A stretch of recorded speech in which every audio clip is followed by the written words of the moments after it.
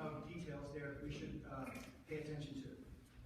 And they've got a lot of recommendations, and basically the D&D recommendations are very consistent with that.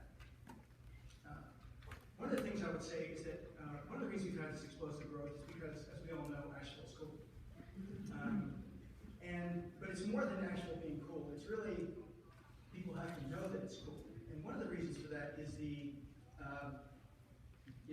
work of the Convention and Visitors Bureau. I mean, Stephanie talked a little bit about it, but I think for people who haven't been exposed to it, you have no idea how much effort goes into the 7 full-time salespeople who are out there selling across the country to all kinds of travel people, to corporate travel, they made 8,500 contacts last year, person-to-person contacts. They had over 100 journalists here. If you wonder why we're on 25 of the top lists of the best of Asheville, it's because of the work these people are doing. The other piece about the work of the Convention Visitors Bureau, if I can put my TDA out for a second, is that we don't really see the work here because they're not allowed to do ads here, to do TV advertisement. But if you lived in Charlotte, Raleigh, any of the other cities around, you can tell me all the cities stuff. But I mean, all the major cities that we're working in, you'd be amazed at what a cool town this is. And you would be amazed that you'd want to come here if you weren't here already. So I think the key thing is from the Bed and Breakfast Association, I'll just take a couple more minutes to close this up. The key things that we think should be done is that the occupancy tax is an important thing because that funds the Convention and Visitors Bureau. You are not paying it, your guest is paying it. The guests who come to town, you collect it from them, they pay for our marketing. That's 3%.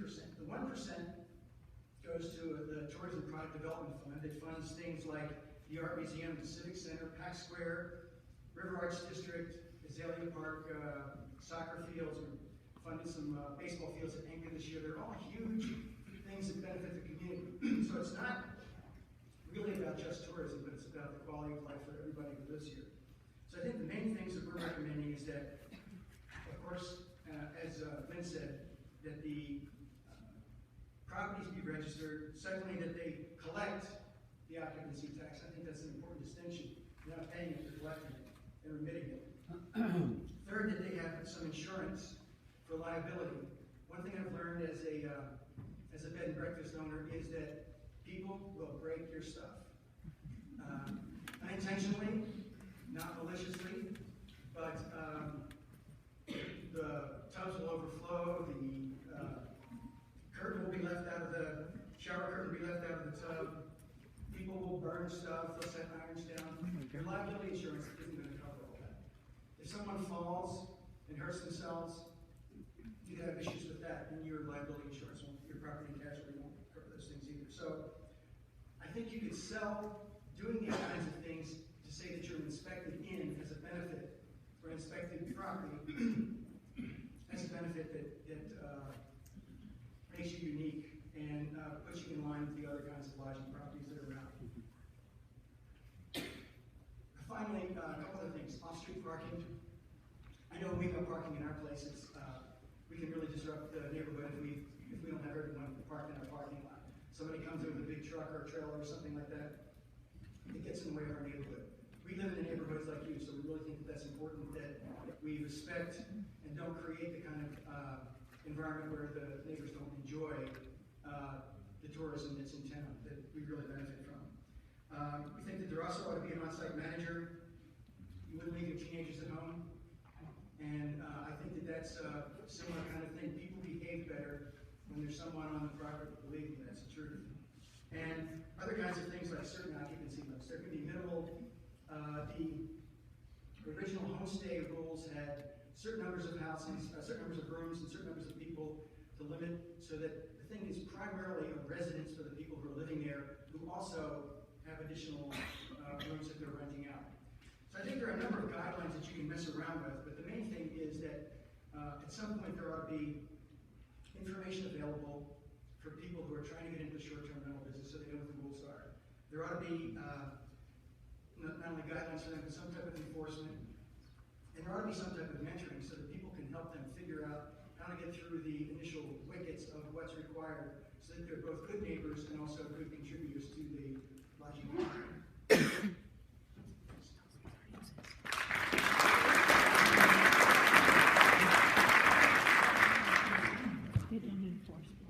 I'm Barbara Melton.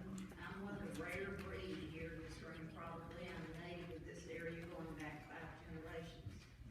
I got involved as a good activist here about 28 years ago when I am one of the founders of the Coalition of Action Neighborhoods. I've been with that organization ever since, and I visit council on a regular basis, serve on a lot of committees, work with county commissioners, state legislators on different things. Coalition of Action Neighborhoods, if you do not know, represents a large number of neighborhoods in this city. And we try to educate our members about different issues. We work with the city, the county, on zoning and UDO and anything else that's going to affect the neighborhood. And we provide technical assistance and we will go to neighborhoods to whatever limit we can for the concerns that they have. Our problem with this is that neighborhoods are being inundated.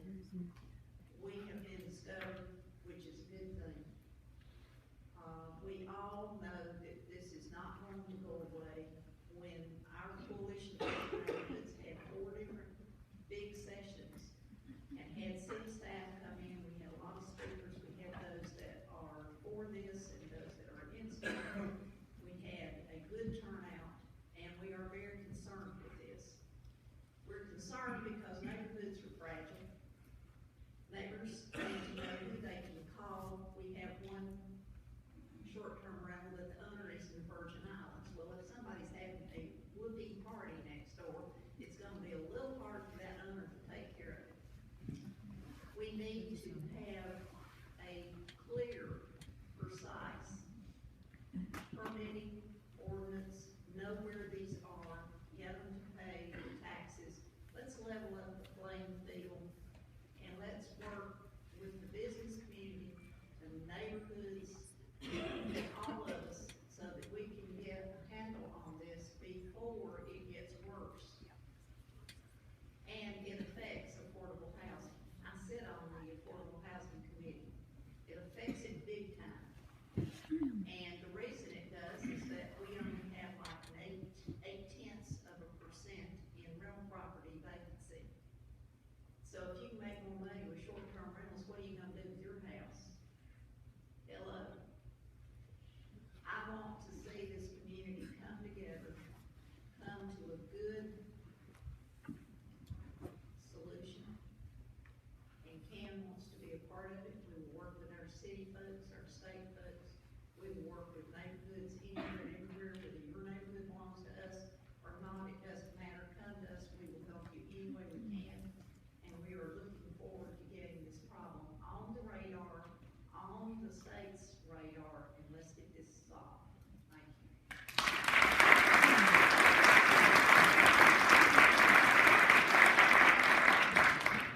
Hello, I'm Chip Craig. I'm the owner of Graybeard Realty.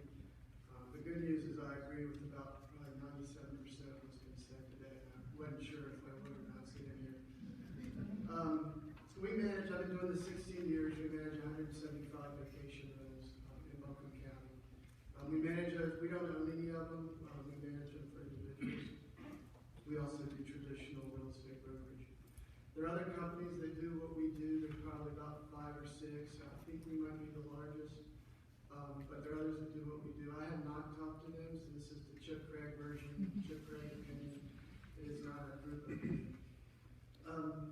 We already do a lot of the things that have been discussed today.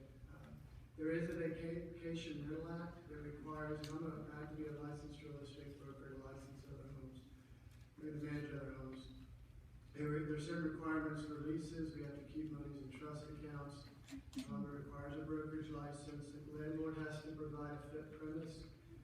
We have to comply with all current applicable building and zoning codes. In addition to that, as a professional manager, we do a fire safety inspection prior to renting the house. We do annual fire checkups every year. We have a 24-hour emergency service, which is us. It rings to one of our cell phones 24 hours a day. We pay sales tax and occupancy tax. I was actually audited last year by the Buncombe County Tax Authority. I'm still here in front of you. We require all our homeowners to have proof of insurance and liability in their file. We stop managing houses when we get complaints. It's our reputation. If we think something's unsafe, we ask the homeowner to fix it. This year, we actually had the building inspector from Black Mountain go to one of our houses because we were having an argument with our homeowner. So we said, okay, if the building inspector approves it, then we'll go. If not, we have to fix it. Reviews in today's environment are so important. I mean, my business is all about reviews and what people think. TripAdvisor, Flipkey. And I'll brag a little bit about our company and the quality of their experience. I looked at December of this year. These are online reviews from a scale from 1 to 5. How would you rate your overall experience? The rating was 4.79. How would you rate your property management company, Graybeard Realty? 4.9 from a scale of 1 to 5, with 5 being the best. The customer experience at Graybeard is strong. I find it frustrating that the city has its ordinance that doesn't allow vacation rentals, but then doesn't enforce it. It kind of leaves me, I don't want to grow a business that's illegal, so we've stayed out trying to grow the city limit, and we're outside the city limits. And yet there's plenty of businesses and vacation rentals inside the city limits. So from my personal opinion, I'd rather than just have rules and regulations, or enforce the fact that you can't do vacation rentals. A few misconceptions about vacation rentals.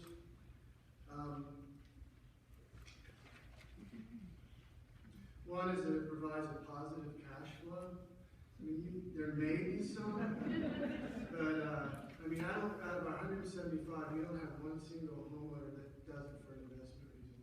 These are people that are doing it as second homes. These are people that are planning on retiring here. These are people that just inherited a house and don't want to sell it and want to use it occasionally. It's not for profit, or I own some that do not own them. Vacation rentals are affordable housing, and that was the 2% that I didn't really, or 3% I didn't really agree with what Barbara said. Just the dynamics don't work. These people want really nice houses when they come here. I'm amazed at how nice these houses need to be. And their expectations are high. And there's no way you can take a vacation rental and rent it long term for less than $3,000 a month. I mean, these are really nice homes. People from Florida, when they come up here, they want something better than their house in Florida. When people come to me and start thinking about investing in vacation property, make a profit, I'm like, don't do that in the long term. That's where the profit is. Do we have parties in our houses? I hear that all the time. That's just party houses. Most of our renters are families. Most of them. And we don't really compete that much with the hotel business because it's family oriented for the most part. We have 7 homes in the village of Cheshire, which is one of the most exclusive areas of Black Mountain. And we don't have complaints. Have we had fraternities rent? Yes. We've had 2. And it was an awful experience. I was there at midnight. I was there at 3 in the morning trying with the police, getting rid of them. 20 seconds. But we've also rented over 30,000 times. So the ratio of our fraternities to rentals is 1 to 50. Again, thank you all for the opportunity to speak. I hope that the city will consider the ordinance and make a fair playing field where the honest business people can participate in the city. Thank you.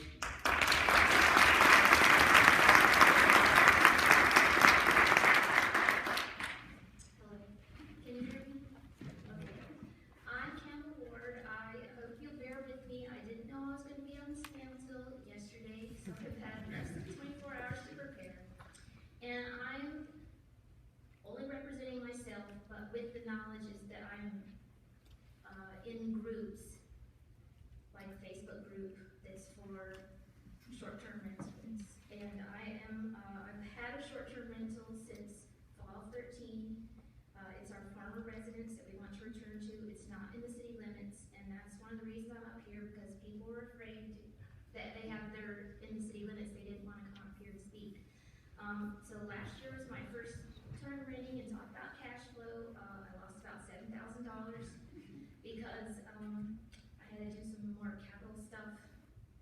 and, that was okay, because my intention is to return to that after my children are out of school, they're in school in Asheville. I'm a long-term resident, by the way, and a native of North Carolina, at least 10 generations. And, I love it here, and I continue to be here, and one of the things I did was I co-founded a nonprofit, a radio station called Asheville FM, which will soon be on the air, and I was the co-manager of that, and I've also been active in some political campaigns. All right, so the things that are great is that we agreed with 3.5 of your goals, and that is registration. This is what almost every single responsible owner says. I want to be able to register. And when they register, they get a best practices folder that says, you must pay taxes, because believe me, any person who is renting a home, a room, a tent, a bus, anything else anywhere in North Carolina is right now obligated to pay both sales and occupancy tax. If you're not doing that, you're violating the law, so look into it with your city and county. And also safety, we want safety. I have smoke detectors, I put in the CO, I bought fire extinguishers for all 3 of my levels, and I have emergency plan and all emergency contacts and double backup if we're ever out of town within a short period of time, either my neighbors or another handyman that I know. So we are required, North Carolina vacation rentals are required by the North Carolina Vacation Rental Act of 1999 to comply with residential housing codes and safety with fire extinguishers, etc. And the only thing that I would say where we might have a little bit of a disagreement is that short-term rentals are considered residential instead of a commercial business. As far as the state of North Carolina goes, what I can tell is that it's very distinct in the Vacation Rental Act is a residential property for vacation rental. Vacation rental definition, the rental of a residential property. The Residential Tenant Security Deposit Act. And also, it does not apply to Chapter 72. In Chapter 72 of the state law is for hotels and bed and breakfasts. And also, you don't have to have a health inspection, like when you see the restaurants when they go and they put that little temperature thing in. Hotels and and inns have to do that, and it specifically excludes residences. And the only reason that I mention that, there's been 2 lawsuits, and they both said, one was about restricting to owner occupied, and also another one was the general covenants, no operating as a business, and both of those were found. The challenge to the short-term rentals were knocked down by appeals court in North Carolina, and they both reinforced the fact that it's residential. And the reason that I'm emphasizing that is because you don't have to put sprinklers, and you don't have to comply with the ADA because it's a residential use. And so I wouldn't want any of the General Assembly to pass any more unconstitutional laws. They want to look at that and make sure they're doing the right thing in that. Okay. Trying to go as fast as I can. 30 seconds, I think. Now, how many are operating in the city right now? It's pretty tricky to say. The report that Asheville Commission recently didn't say, but we said 350. Barbara was mentioning maybe 800. And what I want to say to that is there's 41,691 total housing stock in Asheville. That means that we're talking about less than 1% of the housing stock is in vacation rentals. It is not a large enough amount to affect housing prices. If you look where Airbnb is started and the rise, and when the county legalized in the fall of 2011, our house prices dipped, and then they came back up. There was no correlation. And but most of the stuff will conclude with saying we're on board with being registered, applying the safety laws, paying taxes.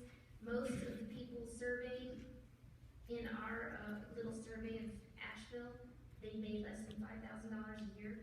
So it's not a huge money leader. And we look forward to working with everybody, having level playing field, going forward with all eyes open and everybody above board and not afraid to come up and speak about it. Thank you.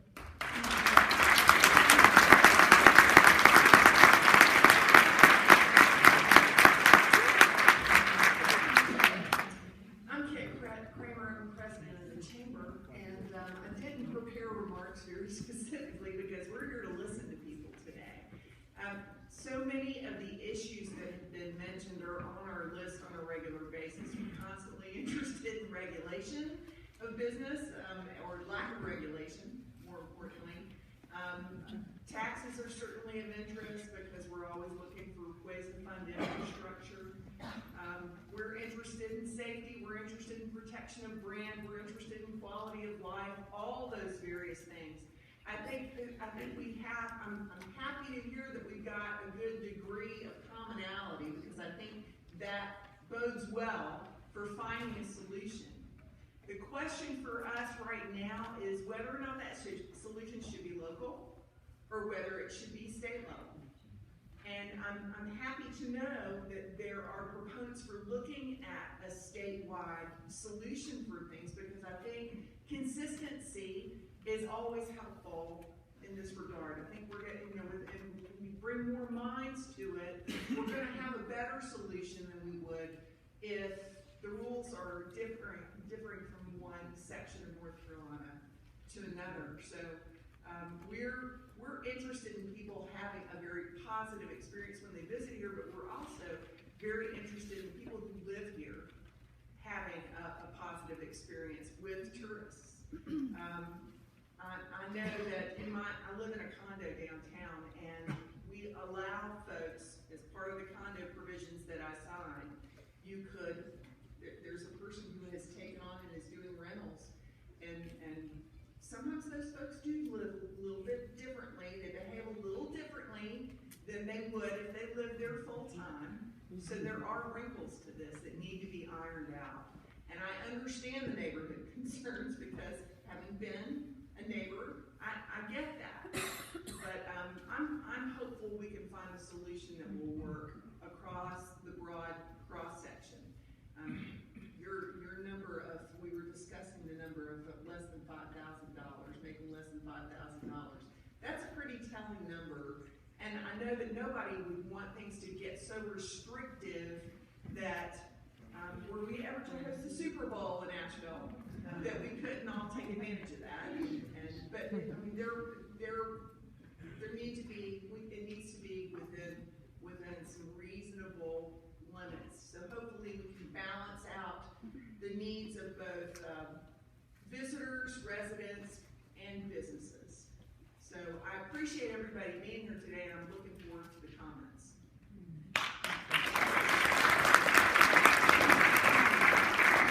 Thank you so much.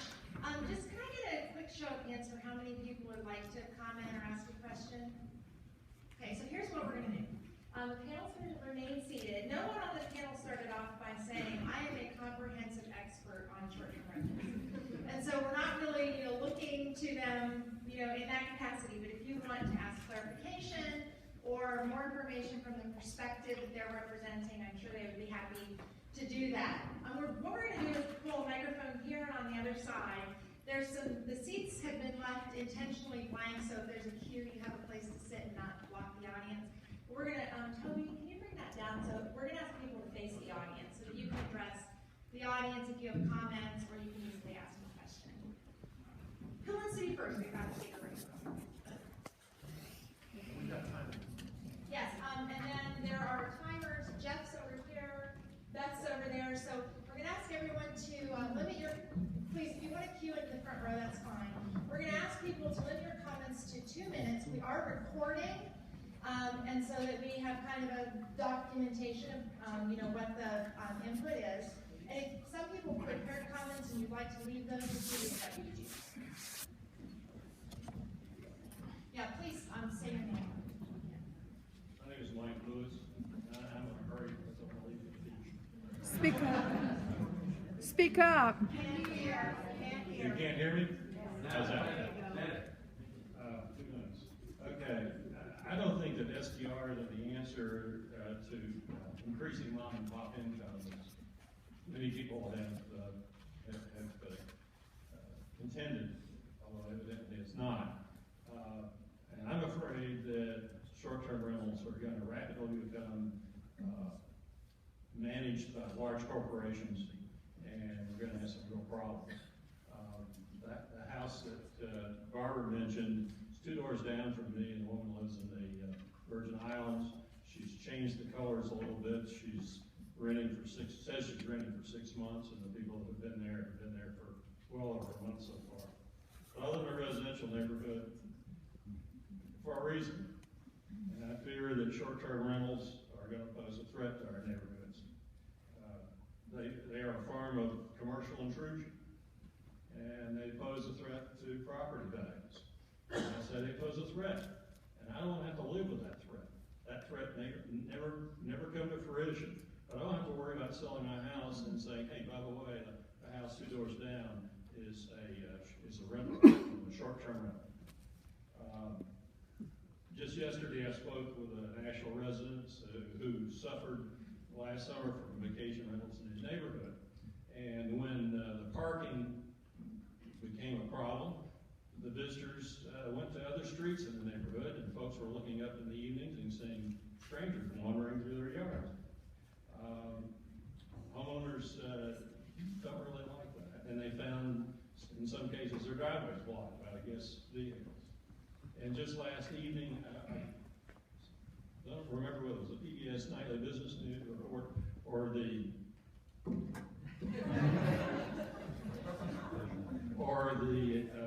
Nightly Business Report of the News featured a segment on a meeting in New York City similar to this one, where the complaints were that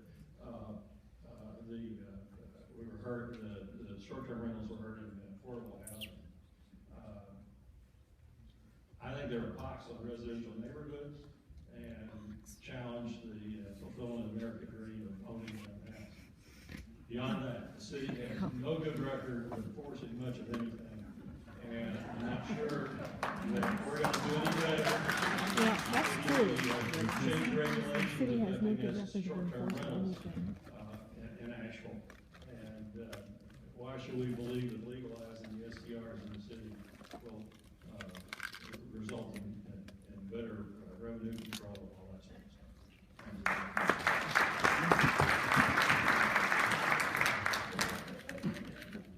I'm David Nutter, a community planner by profession, now retired happily in Asheville. I have 2 questions actually. One regards zoning and code regulation. The city has a very different set of zoning regulations than the county does. The county has just begun in the area of zoning. And its zoning applies really only to the unincorporated regions of Buncombe County. But given the fact that there are 2 entirely different styles and extents of zoning regulations between the urban city and the rural parts of the county, do you think it would pose any problems, any of you, if in the zoning type UDO regulations that were devised to help solve this problem, those of the county would be very different from those of the city? Secondly, I have a question about taxes. I thought the tax situation had been set by state law as far as the sales and occupancy taxes were concerned. In terms of involving the state at this point further in that matter, is that for the sake of clarification and coordination, or are there important substantive issues? Thank you. Thank you, Dave. Anyone on the panel want to respond? I can tell you that I think that the occupancy tax clarification that you're referring to is that in the original code for Buncombe County, the occupancy tax only applied if you had 5 or more units. And there was clarification on the state level. There were only 2 counties that had that exemption in their code, and without really any involvement from Buncombe County, it was declared that you can't have an exemption in the occupancy tax that is not present in the sales tax, and so that it would apply to anyone renting commercial lodging in the county. We had historically provided promotional benefits to people who were collecting the property tax, which for 30 years have been commercial lodging, more traditional hotels and vacation rentals of 5 or more units. And now that kind of places the TDA in a situation where you may be required by state law to collect and remit the occupancy tax, but you may not be legal according to the city's zoning to operate that business. And so we've been anxious from that perspective to have some clarity also. I'll say that, since I own a place in the Garden South, I'll leave still be in Norfolk County, which is Sandy Mush, and I also own a place that I'm currently living in Kenilworth. I have 2 places in Sandy Mush and 1 in Kenilworth. And, it seems obvious to me that the zoning ordinances should be different than urban and rural. And, everybody should be paying those taxes. And I think the only thing would be just educating people on communication. Should you speak into the microphone? Yeah, the mic's kind of died in this. But yeah, I think the whole idea would be communication. If you have 2 sets of ordinances, homeowners are having a hard enough time following one, we need to make sure the communication's out there and let people know there's 2 sets of different ordinances they need to follow.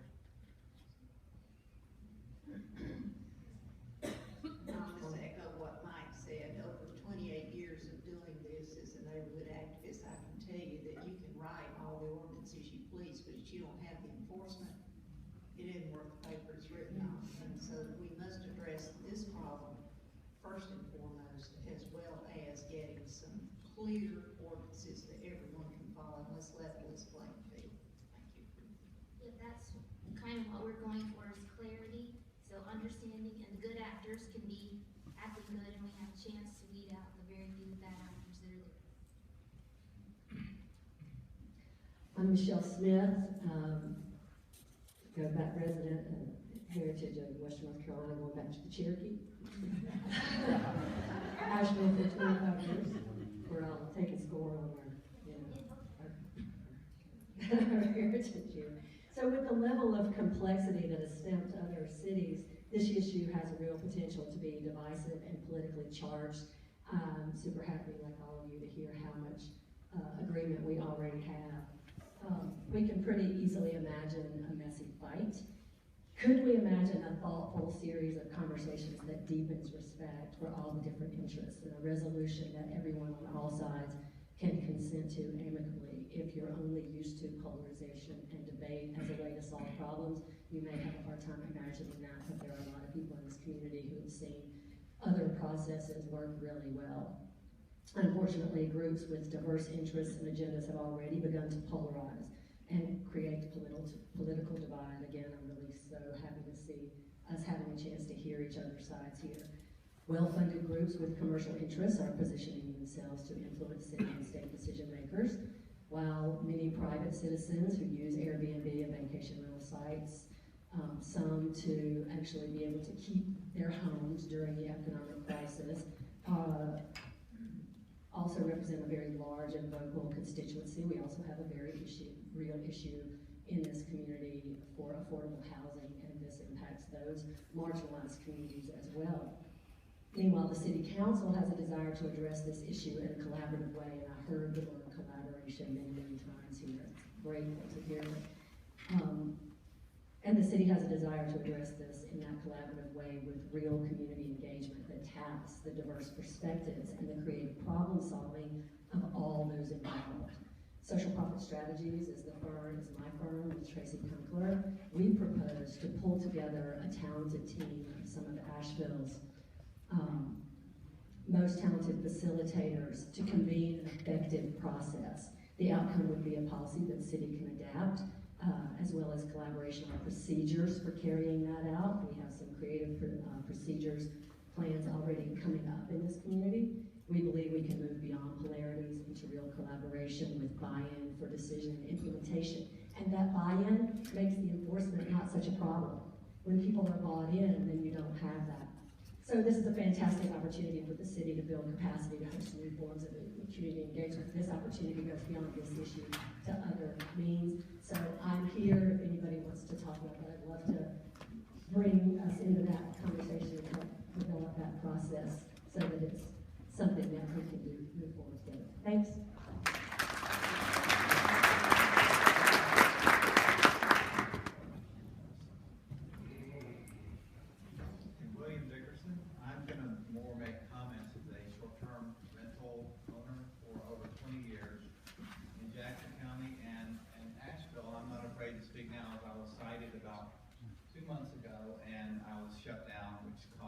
quite a big loss of income. So a few comments. Affordability. Affordability for tourists. It was pointed out, and I believe that there are many families here that want to be able to afford to live and, visit Asheville who cannot afford a bed and breakfast or a hotel room. It might require 2 or 3 hotel rooms or rooms in a bed and breakfast. So I think affordability for our tourists coming here is very important. Affordable housing.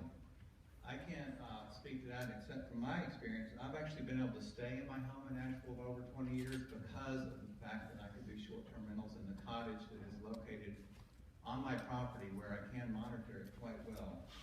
And it also provided jobs for 2 of my daughters, helping us clean and maintain the house. So I think it can actually create affordability to live in Asheville. Strangers. It was mentioned that strangers come into B&Bs versus short-term rentals. I think they're strangers if they come to town either way.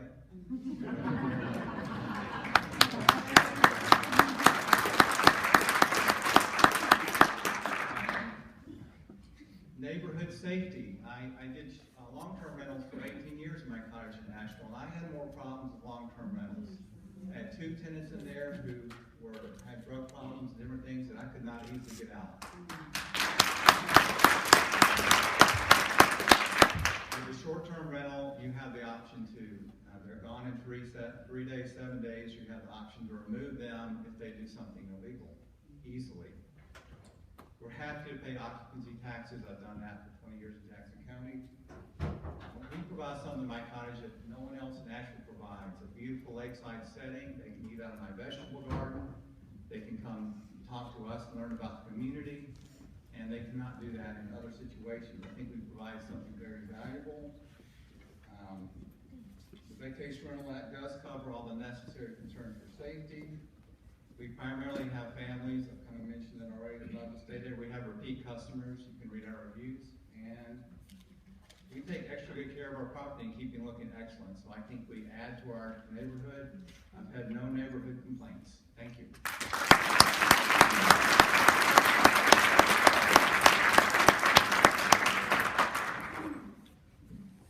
Hello, my name is Amy Kemp, and I like to solve problems, and that's why I'm here today. So I don't represent anybody other than an organization called Model Community Properties that I helped to start with the intention of addressing some of our economic issues that are pervasive in society. So basically the organization that I started intends to cultivate, foster, and facilitate equitable, shareable, self-governed arrangements. Michelle just spoke from the perspective of self-governance and social profit strategies. I'm sorry. I get a little tongue-tied when I'm in front of them. So basically what we're doing is recommending that our organization, Model Community Properties, facilitates the arrangement associated with what we call shareable short-term rentals. So not all rentals, but those that are shareable and involve maximizing the use of space in our city. We are positioned to, and we have not yet developed, but are positioned to develop tools that will register people who are sharing their homes or sharing their property, and then see to ongoing inspections as are agreed to via a self-governed arrangement or consented arrangement. We propose that there be a circle created that includes representatives from the City of Asheville, the Shareable Short-Term Community, neighborhood coalitions, the business community, and of course, facilitators that would help keep those meetings going on.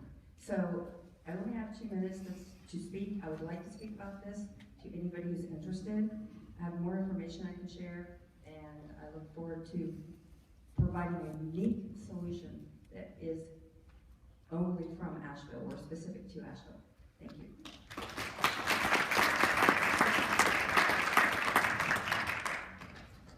Good afternoon, everybody. My name is Jake Quinn. I live in the Grove Park Sunset Mountain neighborhood.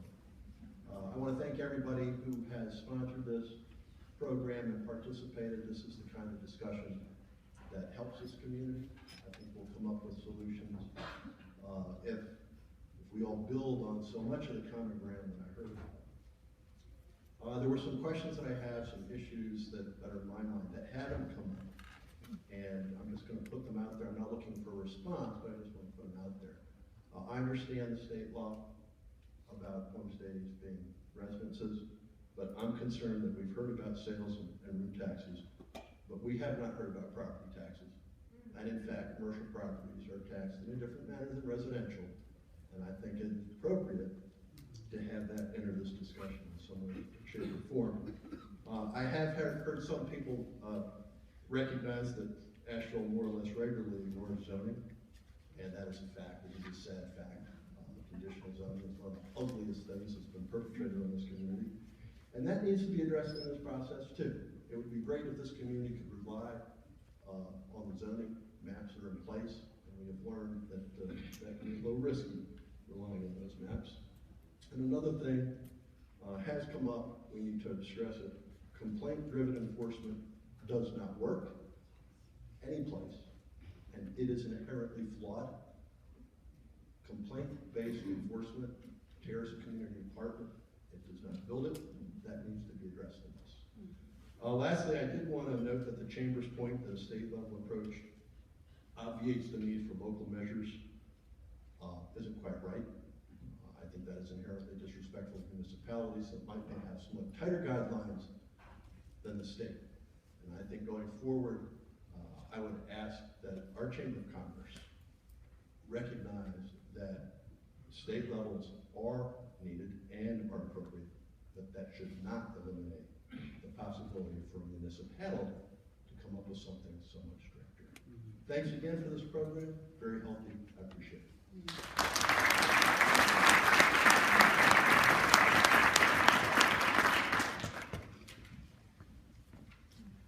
Hi there. My name is David Simchuk. I'm not involved directly with the hotel or short-term rental business. I am, however, a small business owner that relies somewhat on tourist dollars.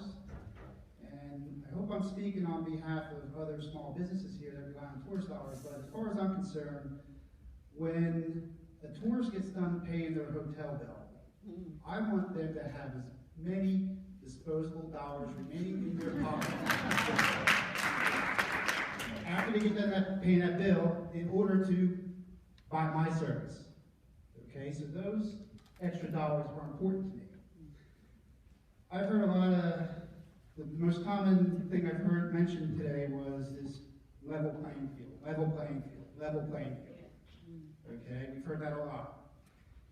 I've heard a lot of fear-mongering that it's the end of the world if short-term rentals are allowed to thrive. Okay? What I haven't heard are any horror stories about short-term rentals, apart from one fraternity party that, for all I know, two parties. For all I know, they were really good parties, and I'm sorry I missed them.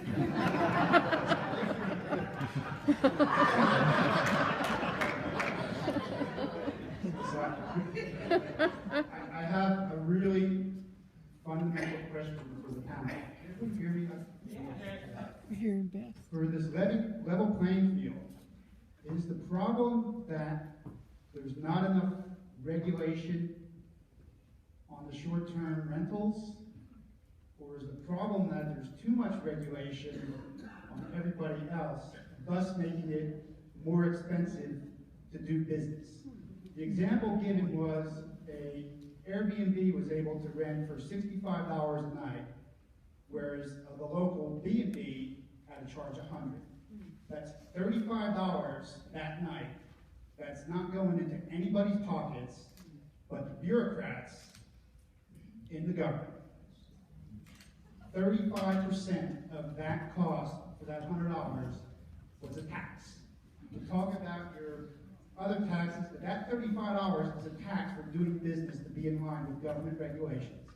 So is the problem that there's not enough regulation on the short-term rentals, or is the real problem we have too many regulations making it too expensive to do business as somebody else?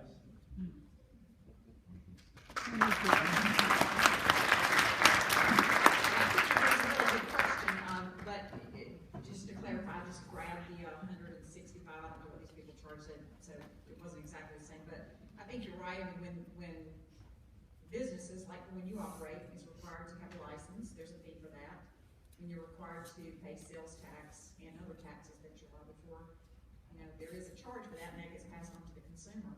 And so where those dollars go is really not, it's not your fault as a business owner, it's, the way it is, but it does create an unlevel playing field, and it does allow folks to sell similar rooms side by side for different prices just because, someone paid the tax and someone. But you raise a very good point about regulations. Well, that is a global issue. It is. I think if you're educated as a vacation rental owner, there's enough rules. If you follow them. I think the problem is there's not enough information out there for people to know what the rules are. And I also think there's a few, I hear horror stories being in my business. Of too many people allowed to be in a house, 26 people in a house or something like that. I think it's rare. But I think there's one few properties that are really bad become the symbol of what's wrong with vacation rentals when 99.5% of people really care. We're just going to ask panelists to respect the 2 minutes, which is intended to give everybody a chance to talk and for there to still be an audience to hear your comments. So please. I'll be short and sweet. Granted, what we hear in our Coalition of Asian Neighborhoods meetings on a monthly basis is the problems with parking, with having strangers coming through, having no one they can call if there does have a problem. And as far as the affordability issue, there is a new housing assessment meeting I was in yesterday, and they proved the point with the affordable. But just for example, a house in West Ashburn is 1,200 square feet, sold for $450,000. And guess what they're going to do with it? Short-term rental. I rest my case. So I want to put another face on, another human face on this issue. I live at the end of the road in a cul-de-sac in a little house that used to have a grandmother cottage next door that was being rented by someone when I moved in. It used to be part of our property, but it was separated off. My mother bought it when it went up for sale, with the idea that she's aging, and people joke she wants to live across from me, but she wants to live across from the doctor, my husband. So I started, went in to help her get the house ready, and it was horrible. And I was spending like $70,000 to fix up an 1,100 square foot house. Floors rotten, electrical system's gone, water system's gone, all this stuff gone. So now I got my mom, who still wants to live with her community while she can, a little bit, but she wants to start coming up here and start volunteering, wants to go find a church home here. But we can't carry the mortgage on the renovations we had to bring this house up. So, I want the option in my backyard, at the end of the road where nobody lives, for my mom to come up periodically, when she can, start making a neighborhood, start having friends, start moving in, and still be able to pay the mortgage for making I'm so proud of this cute little house we've made. And it's going to be very nice. And I've even talked to my neighbors and said, well, what'd you think if I did this? And they're like, we don't care. You're good neighbors. You're right across the driveway from her. You're going to be the one with her. So that's the complexity of this issue. I want to pay all the taxes. I love the Buncombe County Tourism Association, which is a great group of people who do wonderful things for our community and fund really great projects. I want to be responsible. I want to be regulated. I want to be safe. But I want my mom to come up periodically. So let me, that's the kind of thing I think some of us are trying to do.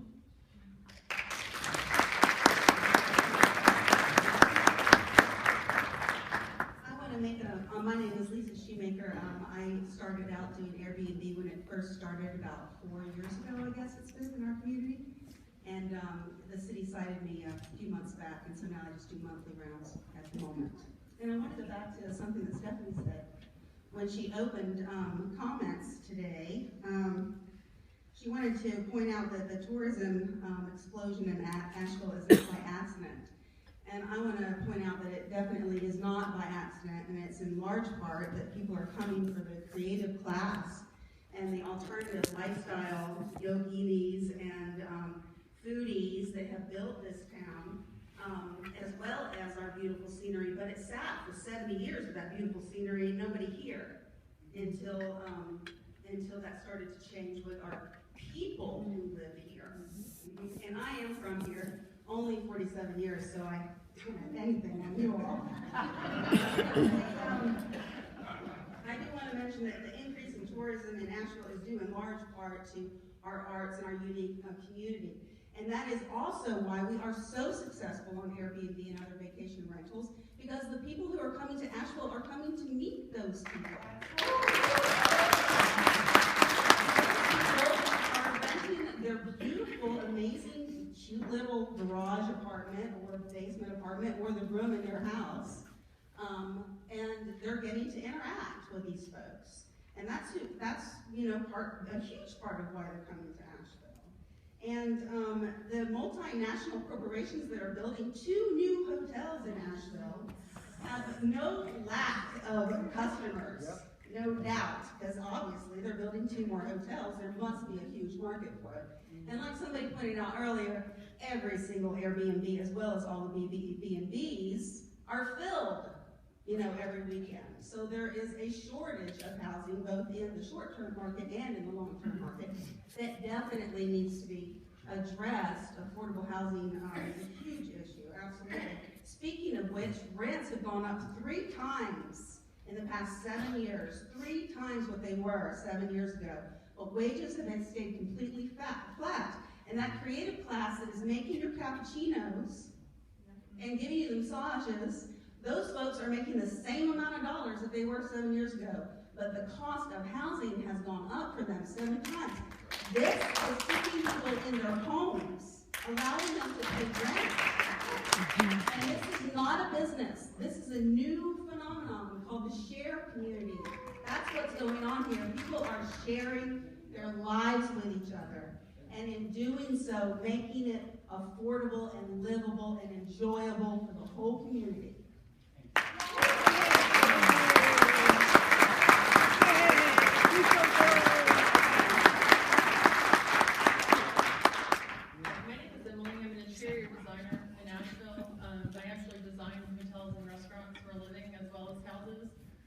So I wanted to speak to a couple of points about Airbnb being different in many, many ways to an actual hotel. One of them is that, just as our former speaker was saying, is people go to Airbnb to live, to get a peer-to-peer experience. They don't go there to be staying in a hotel. It's not the Hampton Inn for a reason. I definitely think that having 1 bedroom in your house is a lot different than having a 100-room hotel or even a 10-room bed and breakfast, and should not be held to the same design standards. I think residential design provides plenty of safety measures that, according to building code, keep the occupants plenty safe, and that commercial design is meant for much greater numbers. So on that point, I think that Airbnb owners should not have to change the design of their homes. Another point I'd like to make is that Airbnb is also self-policing. If an Airbnb guest is rude or gets themselves arrested and the owner finds out about it, they're never going to be allowed to stay in another Airbnb property. Because everybody reviews every guest that stays in their house, every guest that stays in a house reviews the property owner and the property itself. So if something is not to par, it's going to be in the community and people are going to know about it. And those people are not going to get the business. I do agree. I think, some taxation and registration is fine. I also disagree with the parking issue. I think that most Airbnb people are renting 1 bedroom in a house, and not to large groups of people. The short-term rentals, I think, are a little bit different class. When a wealthy person from out of town buys a very large house and rents it out, that does cause a parking issue. But renting 1 bedroom in your house to a group of out-of-towners with 1 car should not cause a full neighborhood parking issue. So I think my time is up, but thank you.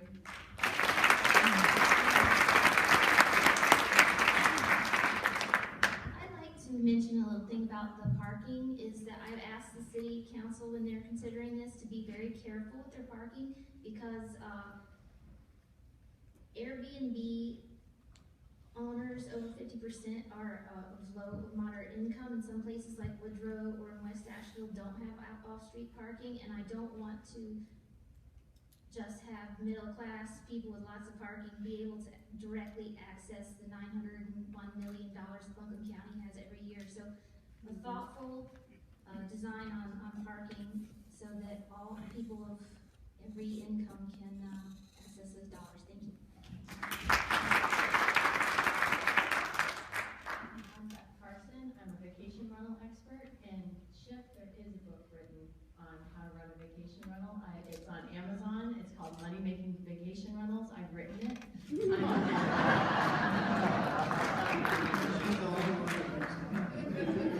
And one of the things I talk about, one of the 6 things that I say you have to have before you buy a vacation rental, is it has to be legally allowed. You have to check zoning. You have to check with your homeowners association. I talk about being a good neighbor, and I have a whole section on taxes. I tell people taxes are your voice. If you don't pay your taxes, you don't have any right to get up and stand in a meeting in city council and tell them what you'd like to do. You have to pay your taxes, and as they've mentioned, you're collecting them. You're not paying them yourself. I have a different situation. I have a home in Fiji, and the taxes are built into the price, and I pay 30% taxes. The fire marshal comes every year. My maids have to get health inspections. They have come and looked at my plastic Tupperware. So I would urge that we stay on the side of rational and not get too much into the compliances, because it really is a burden on the owner when I've got to schedule all of these things to happen around my guests, because I'm at 85% occupancy and have been for 10 years. I'm also the editor of Vacation Rental Travels, and that's Travels with an S, and it's a free magazine. And in our first year, we have garnered 15,000 readers. And vacation rental travelers are a niche. They're like cruisers. You know, people that want to go on cruises every year. Well, people that have discovered, you know, having separate living spaces and having a kitchen and being able to prepare their meals are not necessarily competition for hotels. And I have to stop now, and thank you for the reminder.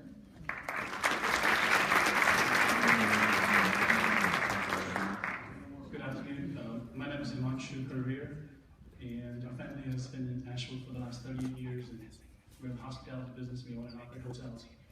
I just have a comment. First of all, thank you for the panel for being here and sharing some of the thoughts and that we're thinking, and maybe a question for the Logging Association and Chip. We've talked about regulations, we've talked about how to increase costs for short-term rentals at the end of the day.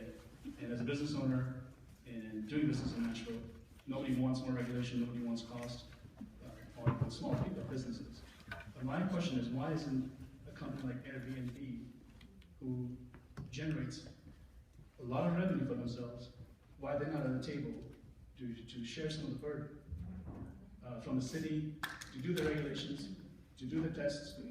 That's something that property managers would do. Why aren't they classified as property managers? And I think I'll just answer that. I think that's a great point. We believe that they should be treated just like online. Basically, they're a facilitator, and so they should be paying taxes. They're receiving a margin on it. They're, like we said, a multi-billion-dollar company, and they're doing business in our state and not paying taxes. And that's really an issue for the legislature to look at. It's, you know, it is a gap. It's unfair. I'm talking about more than just the taxes. What Chip mentioned, he goes, inspects properties. Why don't they have a representative in Asheville who does all that for us to make sure that some of the cost is shared from the short-term rentals? Well, I'd like to say that in Portland and San Francisco, Airbnb is collecting the taxes, and I would really encourage the city staff and officials to make that happen, because it would be a lot easier